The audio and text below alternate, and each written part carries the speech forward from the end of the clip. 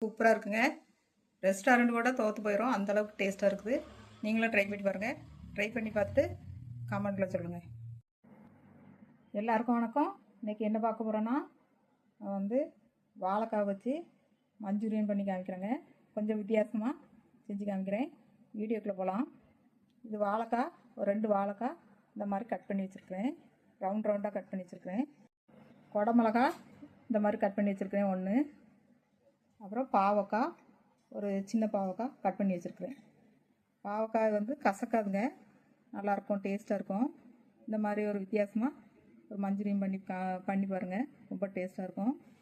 அது ஒரு சின்ன பாவக்காய் கட் பண்ணி வச்சுருக்கேன். வெங்காயம் இந்த மாதிரி கட் பண்ணி வச்சுருக்குறேங்க. வீடியோக்குள்ளே போகலாம். இல்லை, பாவக்காவை கொட்டி 65 மசாலா போட்டுக்கலாம். அப்புறம் பாவக்காவை கொட்டி அதிலே 65 மசாலா கலந்து வச்சுக்கலாம். ரெண்டுமே பொரிச்சு எடுத்துக்கலாம். இந்த மாதிரி ரெசிபி நிறைய போட்டிருக்கேங்க நம்ம சேனலில். வீடியோக்குள்ளே போய் பாருங்கள். இந்த ரெசிபி யாருமே பண்ணியிருக்க மாட்டாங்க. உங்களுக்கு செஞ்சு காமிச்சிருக்கேன். இது மாதிரி செஞ்சு பார்த்துட்டு கமெண்ட்ல சொல்லுங்கள். 1 ஸ்பூன் கார்ன்ஃப்ளவர் மசாலா போட்டு, ஒரு 1/2 ஸ்பூன் கார்ன்ஃப்ளவர் மசாலா பாவக்காய்க்கு போட்டுக்கிறேன். வாழைக்காய் கொஞ்சம் அதிகமாக இருக்கனால 1 ஸ்பூன் போட்டிருக்கிறேன். பாவக்காவுக்கு ஒரு 1/2 ஸ்பூன் போட்டிருக்கிறேன்.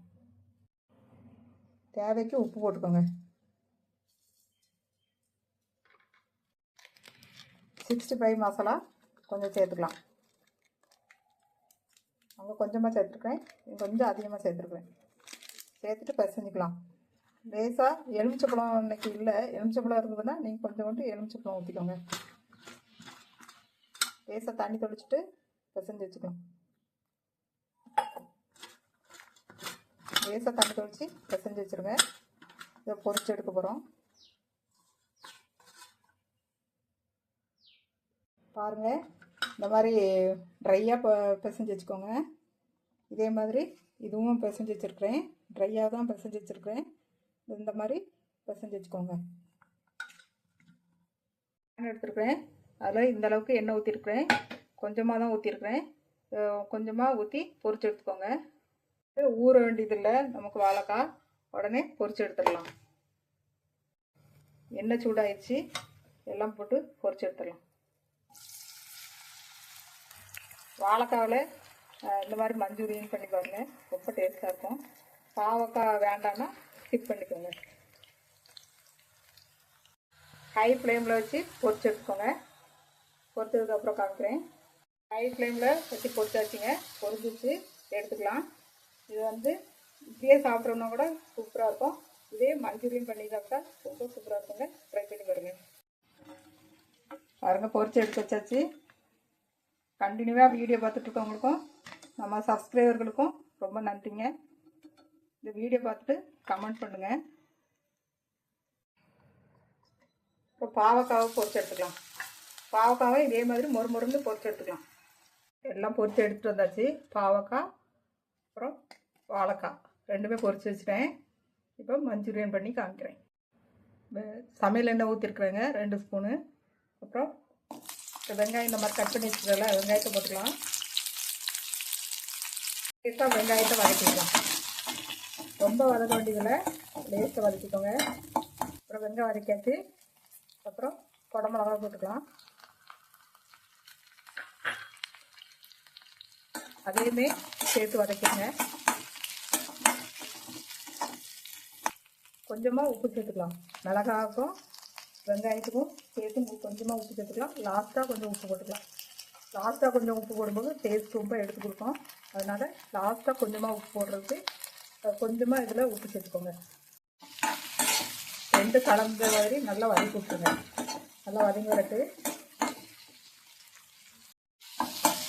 முக்கால்வாசி வந்துடுச்சு. நம்ம எல்லா மசாலாவும் சேர்த்துக்கலாம். கொஞ்சமாக கரம் மசாலா சேர்த்துப்பேன். இது வீட்டிலே அரைச்ச மசாலா. பட்டை, கிராம்பு, ஏலக்காய், அப்புறம் கசகசா இதெல்லாம் சேர்த்து மசாலா, மல்லித்தூள், வத்தத்தூள் எல்லாம் சேர்ந்த மாதிரி அரைச்சி வச்சுருப்பேன். கரம் மசாலா சேர்த்துக்கலாம். அப்புறம் மிளகு, சீரகம் கலந்து அரைச்சி வச்சுருப்பேன், அதையும் கொஞ்சம் சேர்த்துக்கலாம். இப்போ சாட் மசாலா கொஞ்சோண்டு சேர்த்துக்கலாம். கொஞ்சமாக சாட் மசாலா சேர்த்துக்கலாங்க. இது ரெடிமேட் மசாலா. எல்லாம் கலந்து விட்டுலாம். நம்ம 65 மசாலா போட்டதுலேயும் காரம் இருக்கும், இந்த மிளகாவிலையும் கொஞ்சம் காரம் இருக்கும்.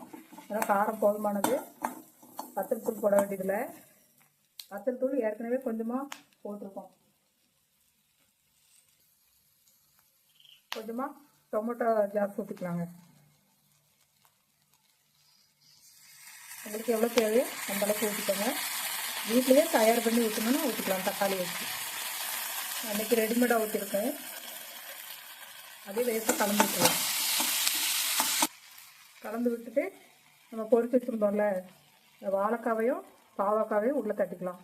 இது சும்மாவே சாப்பிட்டு பார்த்தாங்க, ரொம்ப டேஸ்ட்டாக இருக்குது. மசாலும் டேஸ்ட்டாக இருக்கும். இந்த மாதிரி செஞ்சு சாப்பிட்டாலும் ரொம்ப டேஸ்ட்டாக இருக்குங்க. இதையும் சேர்த்து நல்லா கலந்து விட்டுடலாம். டொமேட்டோ ஜாஸ் கொஞ்சம் கம்மியாக இருக்குது, அதனால் இன்னும் கொஞ்சம் ஊற்றிக்கிறேன். அதையுமே சேர்த்து கலந்துக்குவோம்.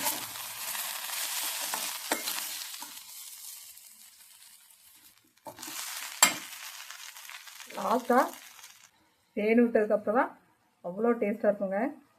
ட்ரை பண்ணி பாருங்கள். இந்த வீடியோ பிடிச்சிருந்தா சப்ஸ்கிரைப் பண்ணிக்கோங்க. வீடியோ பார்த்த எல்லாருக்கும் நன்றி.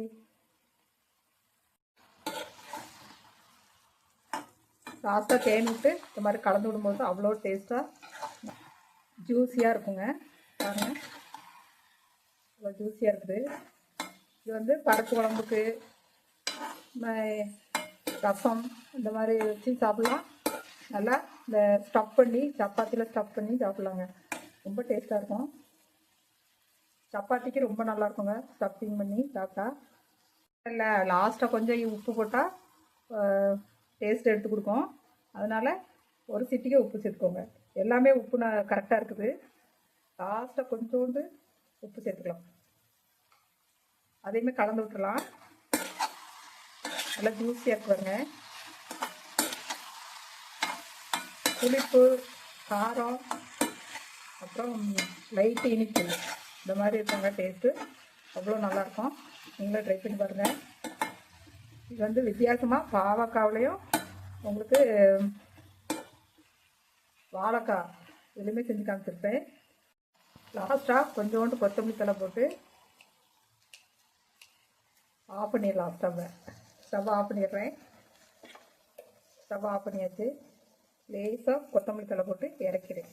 அவ்வளோதாங்க, முடிஞ்சது. நீங்களும் செஞ்சு பார்த்துட்டு கமெண்ட்டில் சொல்லுங்கள். இது கூட எள்ளு போட்டாலும், வெள்ளை எள்ளு போட்டாலும் ரொம்ப டேஸ்ட்டாக இருக்குங்க. ட்ரை பண்ணி பாருங்கள்.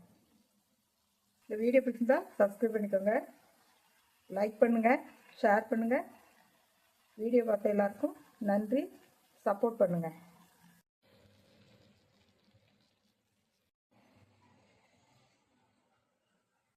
டேஸ்ட் பண்ணி பார்க்கலாமா?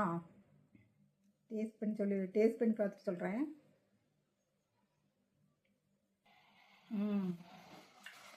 ரொம்ப டேஸ்ட்டாக இருக்குங்க.